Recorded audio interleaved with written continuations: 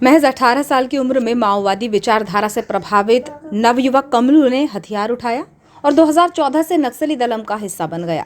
7 साल काम करने के बाद वो टाडा दरेकसा एरिया कमेटी का SCM बन गया और SZCM दामा का गार्ड बनकर नक्सली संगठन में अपनी मजबूत पकड़ बना ली। इस दौरान उसने 3 राज्यों में ऐसी दहशत फैलाई कि वो 3 राज्यों का मोस्ट वांटेड नक्सली बन गया, जिस पर मध्य प्रदेश में 3 लाख, छत्तीसगढ़ में 5 और महाराष्ट्र में 6 लाख, इस तरह कुल 14 लाख का इनाम घोषित था, जिसे 29 सितंबर की तड़के जिले के रूपझर थाना अंतर्गत कुंदुल और कुद्दा पार के जंगल क्षेत्र में हॉक फोर्स और नक्सलियों के बीच हुए एक्सचेंज ऑफ फायर में हॉक फोर्स की टीम ने मार गिराया।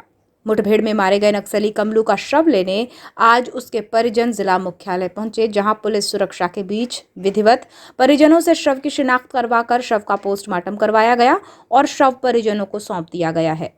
सूत्रों से प्राप्त जानकारी के अनुसार कमलू निर्धन परिवार का हिस्सा था। कमलू के पिता का निधन हो चुका है। कमलू की माता जिला मुख्यालय पहुंच रही थी, लेकिन रास्ते में स्वास्थ्य खराब होने के कारण उन्हें वापस जाना पड़ा।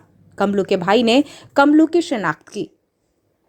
इस संबंध में थर्ड आई न्यूज को बालाघाट पुलिस अधीक्षक समीर सौरभ ने जानकारी देते हुए बताया कि नक्सली कमलू के परिजनों को सूचना दे दी गई थी, जिसके उपरांत वो आज बालाघाट पहुंच चुके हैं और विधिवत प्रक्रिया के बाद कमलू का शव परिजनों को सौंप दिया जाएगा। मुठभेड़ स्थल के आसपास जवानों द्वारा लगातार सर्चिंग की जा रही है ताकि मुठभेड़ में घायल हुए नक्सलियों के विषय में जानकारी मिल सके।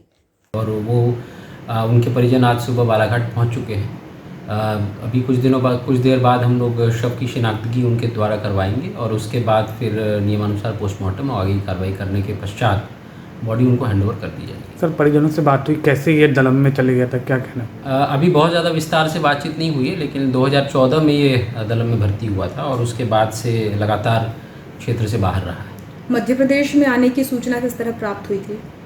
2015 के बाद से मध्य प्रदेश में ये एक्टिव रहा है और विशेषकर जो MMC जोन गठन की जो प्रस्तावना बनी थी पार्टी की तरफ से, तो जो सबसे पहला बैच बालाघाट और बॉर्डर के एरियाज़ में आया था, उसमें कमलू भी शामिल था। इतनी कम उम्र में नवयुवक जो है वो नक्सली दल में शामिल हो रहे हैं और कम उम्र में ही ये शहीद हो रहे हैं, तो आपको नहीं लगता कि युवकों में अभी भी इस तरह का प्रचार प्रसार या जागरूकता की कमी है जो इस तरह से पुलिस या सामाजिक लोगों को करनी? डेफिनेटली अब छत्तीसगढ़ का जिस एरिया से आता है, बीजापुर के जिस क्षेत्र से आता है, बहुत ही इंटीरियर एरिया है।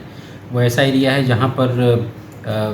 जहाँ पर उस समय 2014 की समय की अगर हम लोग बात करें तो माओइस्ट विचारधारा संभवतः काफ़ी स्ट्रॉन्ग रही होगी। अब तो काफ़ी बदलाव आ गया है, पर उस समय जिस समय भर्ती हुआ था ये, उस समय संभवतः माओइस्ट विचारधारा स्ट्रॉन्ग रही होगी और जिस तरह का प्रलोभन, जिस तरह का ये लोग एक तरह से उनको इंटाइस करते हैं, तो संभवतः उस ब्रेन वॉश में ये लड़का आ गया हो। जो काउंटर फायरिंग हुई उसमें कुछ अन्य नक्सलियों के घायल होने की भी सूचना थी, तो इसमें इस संबंध में कुछ अपडेट हुआ सर?